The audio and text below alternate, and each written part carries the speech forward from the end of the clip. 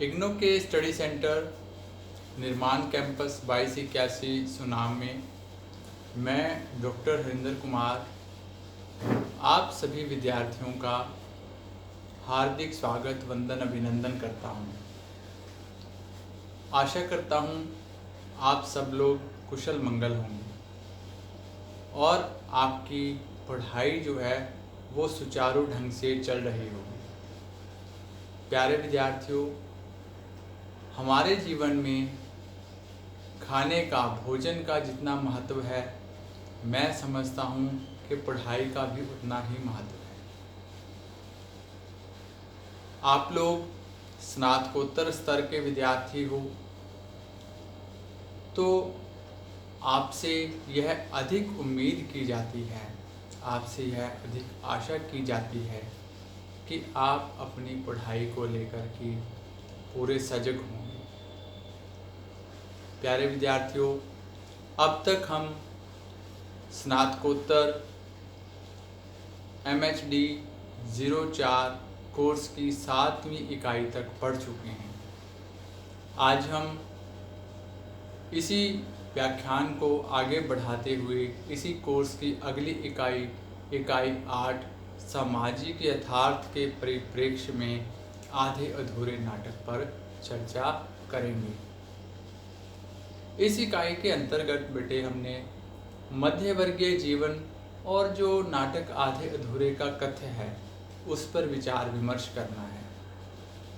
नाटक आधे अधूरे में स्त्री पुरुष संबंध का विश्लेषण, आधे अधूरे में चारित्रिक सृष्टि, आधे अधूरे का परिवेश और आधे अधूरे की भाषा और संवाद पर भी हम विचार विमर्श करने की पूरी कोशिश करेंगे। और आशा है कि ये सब बातें आपको अच्छे से समझ आ जाएंगी। इस वीडियो लेक्चर को सुनने के बाद आप मोहन राकेश जी की जो नाट्य दृष्टि है और आधे अधूरे का जो कथ्य है, उसकी जो भाषा है, शिल्प है, उसके बारे में आपको पूर्ण ज्ञान प्राप्त हो जाएगा। बेटे, मध्य वर्ग के पारिवारिक और सामाजिक जीवन में जो परिवर्तन हो रहे थे उसका प्रभाव जो है वह हमारी पारिवारिक और सामाजिक संरचना पर बहुत गहरा पड़ा।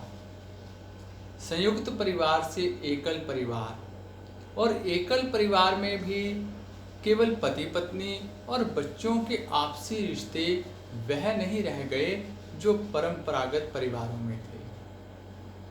तो जो हमारा आज का नाटक है आधे अधूरे का संबंध जो है वह इसी परिवर्तन से है,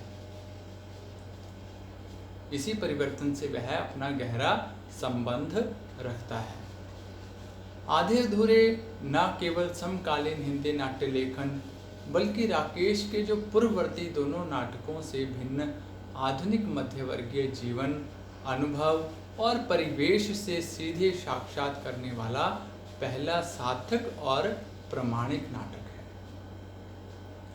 यह मौजूदा महानगरीय भारतीय पारिवारिक जीवन की विडंबना के कुछ एक सघन बिंदुओं और स्त्री पुरुष संबंध की विसंगतियों का जीवंत रेखांकन प्रस्तुत करता है। आधे अधूरे की पारिवारिक, आर्थिक, सामाजिक और मनोवैज्ञानिक स्थितियों पर गंभीरता से अगर हम विचार करें तो हमें कुछ तथ्य जो हैं वो हमारे सामने उभर कर आते हैं। कौन से तथ्य हैं वह? जैसे इसका स्थान और परिवेश क्या है? महानगर है। महानगर, विशेषकर महानगर दिल्ली। काफ़ी अच्छा आदमी है जगमोहन, और फिर से दिल्ली में उसका ट्रांसफ़र हो गया। मिला था उस दिन कनॉट पैलेस में। यह उस नाटक के एक पात्र के डायलॉग हैं, संवाद। एक और डायलॉग संवाद आपको पढ़ के सुनाता हूँ। उसका समय छठे दशक के आसपास का है, जब केवल 5 पैसे में अखबार आ जाता था और रुपए 1.5 रुपए में तो स्कूटर से आया जाया जा सकता था। तो इन दो संवादों से ही आप उस समय की समकालीन यथार्थ जो है उसके बारे में आप जानकारी हासिल करने में सक्षम रहेंगे। आधे अधूरे हमारे समाज, आज के समाज के ऐसे तमाम लोगों की अभिशप्त जिंदगी का प्रमाणिक दस्तावेज है जिन्होंने जीवन की तमाम इच्छाओं, आकांक्षाओं और उपलब्धियों को भौतिक सुख सुविधाओं से जोड़ लिया और इस मृग मरीचिका में फंसकर पारिवारिक संबंधों की सहज प्राप्य, आत्मीयता, ऊष्मा और भावनात्मक सुरक्षा तथा आत्मिक शांति को उन्होंने पूरी तरह से खो दिया। केवल पैसे की दौड़ के पीछे लगे हैं, केवल पैसा कमाने में लगे हैं, परिवार कहीं बहुत पीछे छूट गया है। सांसारिक अर्थ के चक्कर में जीवन का मूल अर्थ ही कहीं गुम हो गया है। मोहन राकेश के शब्दों में इस नाटक में अधूरे का मतलब है अनकम्प्लीट, इनकम्प्लीट, और आधे का मतलब है हाफ। यह आज के सामान्य वर्ग से संबंधित है जो अपने में आधा भी है और अधूरा भी। यह इस शहर के एक मध्य वर्गीय परिवार की कहानी है जिसे परिस्थितियां निचले वर्ग की ओर धकेलती जा रही हैं। उनके जोश, पराजय, इच्छाएं, संघर्ष और इसके साथ साथ स्थिति का हाथ से फिसलते जाना, मैंने सब कुछ इसमें दिखाने की कोशिश की है। लेकिन विडंबना यह है कि स्वयं आधे अधूरे होने के बावजूद हम दूसरों के आधे अधूरेपन को कतई बर्दाश्त नहीं कर पाते। मोहन राकेश का बुनियादी सरोकार आज के मध्य वर्गीय घुन लगे जीवन में स्त्री पुरुष संबंधों की विडंबना, विषमता और त्रासदी का विश्लेषण विवेचन करना रहा है। कालिदास से लेकर नंद और महेंद्रनाथ तक की यात्रा, लेखक के पूरे रचनात्मक व्यक्तित्व, उसकी छटपटाहट एवं मान्यताओं का महत्वपूर्ण रेखांकन है जिसमें उसने नर नारी संबंधों के जटिल इतिहास को फिर फिर कर अलग अलग तरह से दोहराया है। आधे अधूरे में पहली बार उन्होंने अपने इस कथ्य को समकालीन परिवेश, चरित्र तथा जीवन को आज की जीवित भाषा में प्रभावशीलता के साथ प्रस्तुत करने की सार्थक कोशिश की है, भरसक प्रयास किया है। यह नाटक बड़ी प्रखरता से स्त्री और पुरुष के लगाव और अलगाव, प्रेम और घृणा तथा संलग्नता की विवशता और उसे तार तार करने की क्रूरता का प्रमाणिक दस्तावेज है। एक भिन्न धरातल पर यह नाटक आज के परिवार और समाज के विघटन की करुण कथा भी है और मानवीय संबंधों एवं मूल्यों के टूटन की गाथा भी है। अर्थ और काम संबंधी विकृतियों के भंवर में फंसे जटिल मानसिकता वाले आधे अधूरे ये कुंठित चरित्र एक परिवार के बहाने से हमारे समसामयिक मध्यवर्गीय समाज का ही चित्रण हमारे सामने प्रस्तुत करते हैं। मोहन राकेश के नाटकों के कथ्य का दायरा बेशक बहुत छोटा है, परंतु उसके भीतर उनकी गहरी, सूक्ष्म और प्रखर दृष्टि बहुत दूर तक चली गई है। आषाढ़ का एक दिन का जो कालिदास है वह मल्लिका प्रेमिका को छोड़कर प्रिय मंगुजरी पत्नी को अपनाता है, किंतु कालांतर में उससे असंतुष्ट होकर मल्लिका के पास लौटता है और अंत में उसे भी अपने पूर्णतः अनुकूल ना पाकर बाहर चला जाता है। उनके जो दूसरे नाटक हैं, लहरों के राजहंस की सुंदरी नंद के लिए प्रेसी भी है और पत्नी भी है, परंतु संपूर्ण संतुष्टि और सामंजस्य जो है वो यहाँ भी नहीं है। पूर्ण संतुष्टि और सामंजस्य का यहाँ भी अभाव है। बुद्ध का आकर्षण नंद को खींचता है लेकिन उसे बांध नहीं पाता। आधे अधूरे में संपूर्णता और संतोष की इस तलाश का काम राकेश ने स्त्री को सौंपा है, लेकिन नतीजा यहाँ भी वही है। बाहर और भीतर से टूटती हुई सावित्री अंत तक उतनी ही अधूरी और असंतुष्ट बनी रहती है। स्त्री और पुरुष दोनों घर नामक इस नरक को छोड़कर बाहर भाग जाना चाहते हैं और अपने स्तर पर वह कोशिश भी करते हैं। जब आप नाटक को पढ़ोगे, कृति को पढ़ोगे, तो आप इस बात से भली भांति परिचित हो जाओगे कि स्त्री और पुरुष दोनों घर नामक इस नरक को छोड़कर बाहर भाग जाना चाहते हैं और वह ऐसी कोशिश भी करते हैं, लेकिन प्रत्यावर्तन के लिए विवश हैं। उनको वापस मुड़ना पड़ता है क्योंकि मुक्ति का कोई रास्ता नहीं है। उसके बाद आधे अधूरे को हम एक चरित्र प्रधान नाटक भी कहते हैं, या कह सकते हैं, बोल सकते हैं, क्योंकि चरित्रों के आधार पर ही तो नाटक की रचना की गई है। नाटक की प्रस्तावना में पुरुष कहता है, मैं इससे हूँ और मेरे होने से ही बहुत कुछ इसमें निर्धारित या अनिर्धारित है। यानी नाटककार ने हमेशा की तरह इस बार भी अपनी रचना को पुरुष प्रधान बनाने का भरसक प्रयत्न जो है वो किया है, परंतु सदैव की तरह वह इसे इस बार भी इस काम में वह इतना सफल नहीं हो पाया। कालिदास के मुकाबले मल्लिका और नंद के मुकाबले सुंदरी की तरह यहाँ भी 5-5 पुरुषों पर अकेली सावित्री जो है वो भारी पड़ती है। आधे अधूरे की जो सावित्री है, नायिका जिसे हम बोल सकते हैं, एक ऐसी नौकरी पेशा स्त्री है जिसकी उम्र 40 के आसपास है, लेकिन उसके चेहरे पर यौवन की चमक और जीने की चाह अभी भी बाकी है। वह जीवन में असफल हो चुकी, आत्मविश्वासहीन अपने पति महेंद्र नाथ से निराश होकर पिछले 20-22 सालों से अपनी कल्पना के एक पूरे आदमी के तलाश में जुनेजा, मनोज, शिवजीत और सिंहानिया जैसे ना जाने कितने पुरुषों से टकरा कर घर वापस लौटती है। इसकी विडंबना यह है कि तमाम महत्वाकांक्षाओं और कोशिशों के बावजूद यह उसी आधे अधूरे पति महेंद्र नाथ के साथ जीने के लिए ही अभिशप्त है।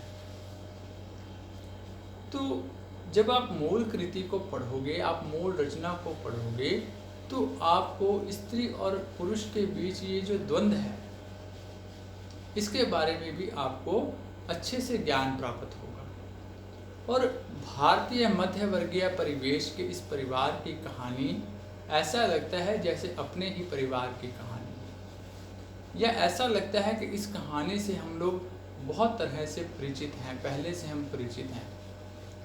दोस्तों का चहेता और हंसमुख महेंद्र नाथ सावित्री से शादी करने के बाद कारोबार में लगातार असफल होकर आज पत्नी की कमाई पर जिंदा है।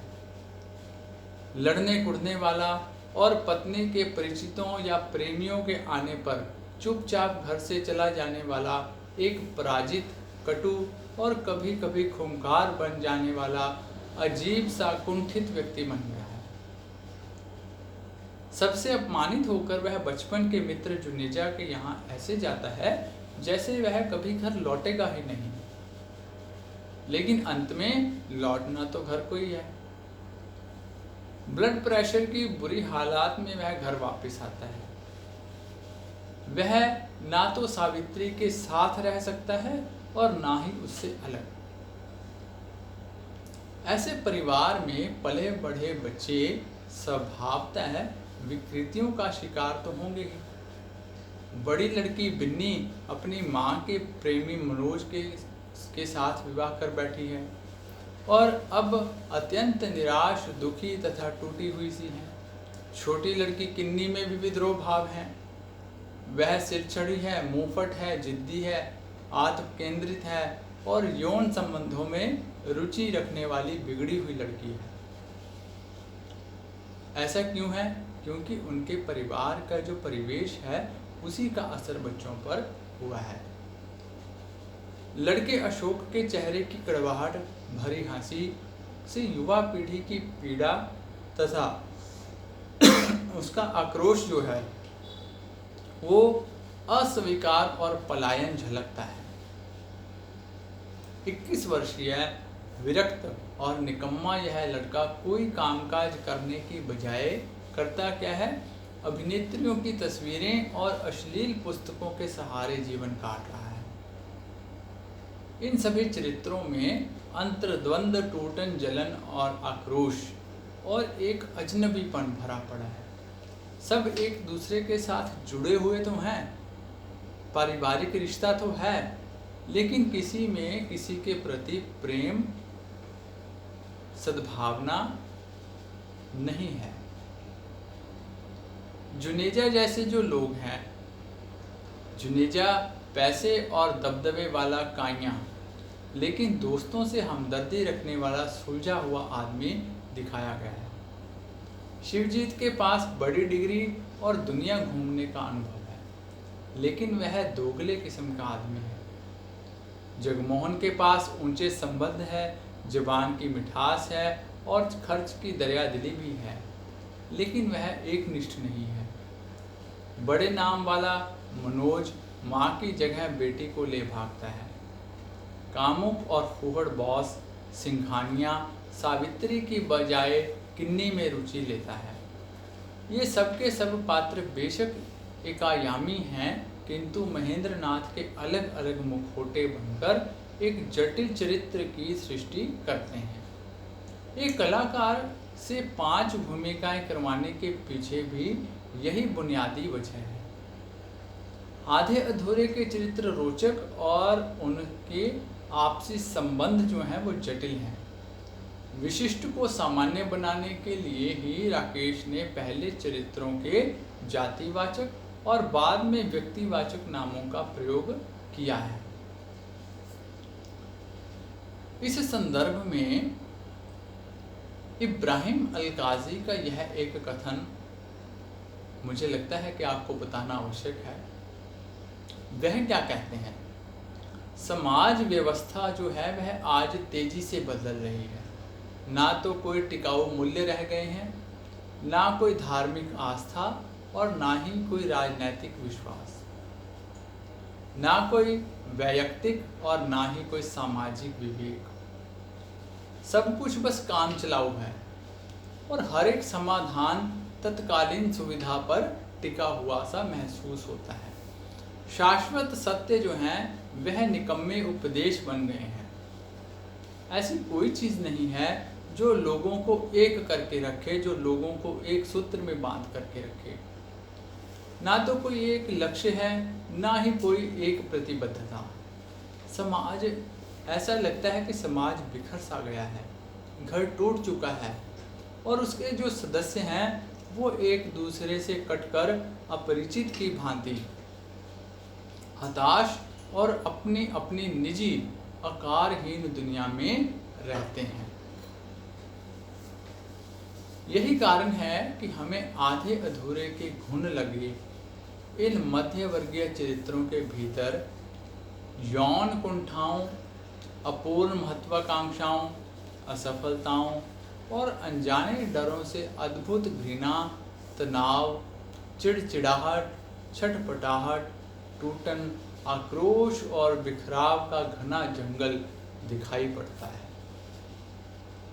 आषाढ़ का एक दिन और लहरों के राजहंस जैसे अर्ध ऐतिहासिक परिवेश के बाद मोहन राकेश ने पहली बार आधे अधूरे में समकालीन परिवेश, चरित्र और अनुभव को अपने नाटक का विषय बनाया है। आधुनिक जीवन में से भी लेखक ने केवल मध्यवर्गीय पारिवारिक जीवन में स्त्री पुरुष संबंधों को ही चुना है। आधे अधूरे वास्तव में महानगरीय परिवेश में उच्च मध्य वर्ग से ढहकर निम्न मध्य वर्ग के स्तर पर आकर विखंडित होते परिवार का चित्रण किया गया है। प्यारे विद्यार्थियों, यह सही है कि अर्थतंत्र पर स्त्री का एकाधिकार होने तथा पुरुष की बेकारी के कारण आधे अधूरे एक सामान्य नहीं अपितु विशिष्ट परिवार की कहानी बन गया है। परंतु इसे केवल एक औरत मर्द की व्यक्तिगत त्रासदी कहकर कतई नहीं उड़ाया जा सकता, और ना ही यह कहना सही है कि यदि इस विशेष मध्यवर्गीय परिवार की केवल आर्थिक स्थितियां ही भिन्न होती तो नाटक में उस संतरास का, या कि जिसे नाटककार ने हवा कहा है, उसका बहुत मामूली सा ही असर रह जाता। इस नाटक में सावित्री और महेंद्रनाथ के अलावा जुनेजा, शिवजीत, जगमोहन, मनोज और सिंघानिया का भी चित्रण या उल्लेख हुआ है। ये भी पात्र हैं। यह एकदम महेंद्रनाथ के ही प्रतिरूप नहीं है और ना ही नाटककार ऐसा मानता है। इनकी सामाजिक, आर्थिक और मानसिक स्थिति एवं बनावट में काफ़ी अंतर है। महेंद्रनाथ से लेकर जुनेजा तक इस नाटक में निम्न, मध्य, उच्च और मध्य वर्ग के तीनों जो स्तर हैं वह एक साथ मौजूद हैं। इसके अतिरिक्त अशोक और वर्णा के प्रेम संबंधों का संकेत, किन्नी और सुरेखा की औरत मर्द के रिश्तों की बातचीत तथा सुरेखा के माँ बाप के विवाहेतर संबंधों का संदर्भ भी इस परिवेश को व्यापक एवं प्रमाणिक बनाते हैं। आर्थिक दृष्टि से अगर मैं बात करूं तो आर्थिक दृष्टि से बिन्नी और मनोज का वैवाहिक जीवन तो हर लिहाज से अच्छा है। फिर पति पत्नी संबंधों को लेकर उनमें तनाव, घुटन और संघर्ष और बिखराव क्यों है? यह स्पष्ट है कि आज के मध्यवर्गीय जीवन परिवेश में पति पत्नी के अलगाव और परिवार के विघटन का एकमात्र कारण है आर्थिक संकट। परंतु क्या हम इसे केवल एकमात्र कारण मान सकते हैं? यह एक पेचीदा और बारीक समस्या है। यह एक पेचीदी और बारीक समस्या है और इसके प्रत्यक्ष अप्रत्यक्ष अनेक कारण हैं। शायद इसीलिए राकेश ने उसे अव्यक्त और अस्पष्ट हवा कहा है और उसे सरलीकृत करने का प्रयत्न नहीं किया। आधे अधूरे मध्यवर्गीय परिवार के परिवेश का उसकी यथासंभव संपूर्णता और जटिलता के साथ प्रस्तुतिकरण हुआ है। आधे अधूरे में आज के जो भारतीय मध्यवर्गीय जीवन के सूक्ष्म जटिल अनुभवों, अनुभूत, अर्ध अनुभूत संवेदनाओं, बहुआयामी वैविध्यपूर्ण स्थितियों और जूझते टूटते आधे अधूरे पात्रों की तनावपूर्ण विस्फोटक मनस्थितियों की पूरी सच्चाई, ऊष्मा और विश्वसनीयता के साथ अपने समकालीन मुहावरे और बोलचाल की सृजनात्मक भाषा में पहली बार सफल नाटकीय अभिव्यक्ति इस नाटक को मिली है। इसकी भाषा पारस्परिक संबंधों के तनाव, बिखराव, अलगाव, ऊब, कूढ़न, झल्लाहट, झटपटाहट, बौखलाहट, टूटन, आक्रोश, विद्रूपता, विडंबना, संघर्ष और मनहूसियत को जीने की भाषा में प्रस्तुत करते हैं। यह नाट्य भाषा शब्द, ध्वनि, मौन और मुद्रा, क्रिया और मंच सज्जा, संगीत और छाया लोक के संश्लेष से उपलब्ध की गई है। आधे अधूरे की भाषा की एक प्रमुख विशेषता और भी है, और यह भाषा की प्रमुख विशेषता क्या है कि इसमें नाटककार प्रायः प्रचलित या परंपरित बड़े बड़े प्रतीकों के प्रयोग की अपेक्षा रोज़मर्रा की ज़िंदगी में इस्तेमाल होने वाली आम और बहुत साधारण चीज़ों को ही गहरी और नई अर्थ छाया देकर प्रतीक की गरिमा प्रदान कर देता है। दृश्यबंध में प्रयुक्त सभी टूटी, अधटूटी और घिसी पिटी चीज़ें इस घर की प्रत्यक्ष आर्थिक स्थिति के रेखांकन के साथ इस परिवार के सदस्यों को पारस्परिक विघटित संबंधों का परोक्ष संकेत भी देती है।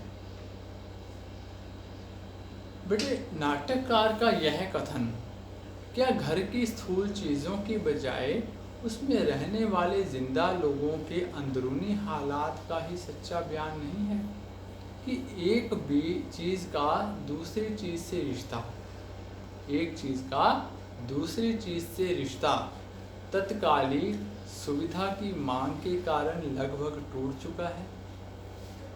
तो ऐसे बहुत से प्रश्न आधे अधूरे नाटक हमारे सामने खड़े करता है। भाषा सृजन और जीवंत संवाद लेखन का एकमात्र सही रास्ता माना गया है। आधे अधूरे के संवादों की सबसे बड़ी विशेषता एक खरी, तनावपूर्ण, स्वतःस्फूर्त, बिंबात्मक भाषा और आंतरिक लयपूर्ण संवादों की रचना है। इस नाटक के प्रत्येक पात्र के संवादों के शब्दों के अर्थ को जाने बिना ही सिर्फ उसकी ध्वनि और उच्चारण के अंदाज से ही बोलने वाले के चरित्र की मुख्य विशेषता को पहचाना जा सकता है। उसके संवादों के स्वरूप में पर्याप्त वैविध्य भी है। आरंभ में काले सूट वाले आदमी के लंबे एकालाप और अंत में जुनेजा सावित्री के बड़े बड़े संवादों को छोड़ दें तो शेष जो संपूर्ण नाटक के संवाद हैं वह प्रायः छोटे छोटे, विश्वसनीय, सघन, प्रखर तथा चरित्रों और स्थितियों, मनस्थितियों को जीवंतता से उद्घाटित करने वाले हैं। अर्थात संवादों की दृष्टि से भी इस नाटक को सफल नाटक माना जा सकता है।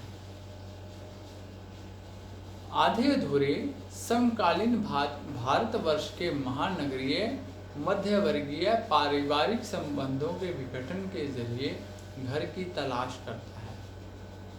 इसका कथ्य कुछ खास हालत में कुछ खास लोगों की अजीबोगरीब सी जो जिंदगी है उससे जुड़ा होने के बावजूद हमारे समकालीन समाज के एक बहुत बड़े वर्ग के आम लोगों की स्वाभाविक जिंदगी का प्रमाणिक दस्तावेज है। मोहन राकेश की दृष्टि से देखने पर बेटे ऐसा प्रतीत होता है कि किसी भी परिस्थिति में स्त्री पुरुष संबंधों में कभी कोई सामंजस्य और स्थायी तालमेल हो ही नहीं सकता। इनके रिश्ते एक ऐसी अंतर विरोधी स्थिति को पैदा करते हैं जिसमें न वह शांतिपूर्वक साथ रह सकते हैं और ना ही अलग हो सकते हैं। वह इस नारकीय जीवन को जीने के लिए अभिशप्त हैं। मोहन राकेश ने समाज के इन घुन लगे, घुटते, जूझते, टूटते, बिखरते चरित्रों का चित्रण इस खूबी से किया है कि ये वर्ग पात्र होने के साथ साथ अपनी व्यक्तिगत और निजी पहचान भी बनाए रखते हैं। चारों पुरुष पात्रों के अलग अलग चरित्र सरलीकृत और एकायामी से प्रतीत होते हैं, किंतु वे मिलकर जिस एक व्यक्ति का चरित्र प्रस्तुत करते हैं वह अपने आप में काफी जटिल और बहुआयामी है। नाटक के जो स्त्री पात्र है सावित्री, सावित्री के चरित्र में भी आज की पढ़ी लिखी, स्वतंत्र और आत्मनिर्भर स्त्री के दर्शन हमें होते हैं। और ये जो स्त्री है यह आत्मनिर्भर स्त्री, इसकी कई रंगतें मिलती जुलती सी हमें नाटक में नजर आती हैं। बिन्नी में घुटन, झुंझलाहट और असमंजस है, तो किन्नी में उत्तंड, विद्रोह। अशोक नई पीढ़ी के दिशा भ्रम, आक्रोश और व्यंग विद्रूप को प्रस्तुत करता है। नाटक का परिवेश समकालीन शहरी मध्यवर्गीय जीवन के यथार्थ से जुड़ा हुआ है। अपने पूर्व नाटकों में संस्कृत की तत्सम शब्दावली वाली अलंकृत और साहित्यिक भाषा के प्रयोग के बाद मोहन राकेश ने आधे अधूरे में आज के मुहावरे और बोलचाल की भाषा को जीने की भाषा बनाकर ऐसे रचनात्मक, अंतरंग और स्वतः स्फूर्त रूप में प्रस्तुत किया है कि यह आधुनिक हिंदी नाटक की एक महत्वपूर्ण उपलब्धि बन गई है। प्रभावशाली शाब्दिक संवादों के अतिरिक्त मोहन राकेश ने मुख मुद्रा और रंगचर्याओं को भी नाटकीय संवाद का स्तर प्रदान किया है। चरित्रों की आंतरिकता से जुड़े विशिष्ट लयपूर्ण संवाद राकेश के इस नाटक की अत्यंत उल्लेखनीय विशेषता है। कुल मिलाकर अगर हम बात करें तो कथ्य, चित्रांकन और भाषा संवाद इतिहास की दृष्टि से आधे अधूरे नाटक जो है वह आधुनिक हिंदी और भारतीय रंगकर्म की एक अत्यंत महत्वपूर्ण नाट्य रचना कही जा सकती है। मोहन राकेश के इस नाटक को पढ़ने के बाद आपको जो मध्यवर्गीय पारिवारिक परिवेश है उसके बारे में पूर्णतः स्पष्टता होना लाजमी है। परिवारों में घुटन, अलगाव किस तरह बढ़ता जा रहा है, नई पीढ़ी और पुरानी पीढ़ी के बीच जो विचारों का अंतराल है वह किस तरह से एक विराट रूप धारण कर जा रहा है, इसके बारे में भी आपको जानकारी मिलेगी। तो प्यारे विद्यार्थियों, यह थी हमारी आज की इकाई 8, जिसमें हमने आधे अधूरे नाटक पर चर्चा की। नाटक की भाषा, नाटक के संवाद, नाटक में जो पात्र हैं उनके चरित्र चित्रण इत्यादि बातों पर इस वीडियो लेक्चर में हमने विचार विमर्श और चर्चा की है। आशा है आपको इस वीडियो लेक्चर के माध्यम से आधे अधूरे नाटक को समझने में अत्यंत सहायता मिलेगी। तो जल्दी ही मिलेंगे बेटे अगली इकाई के साथ। तब तक के लिए आप सबका बहुत बहुत धन्यवाद, आभार, आदाब, नमस्कार।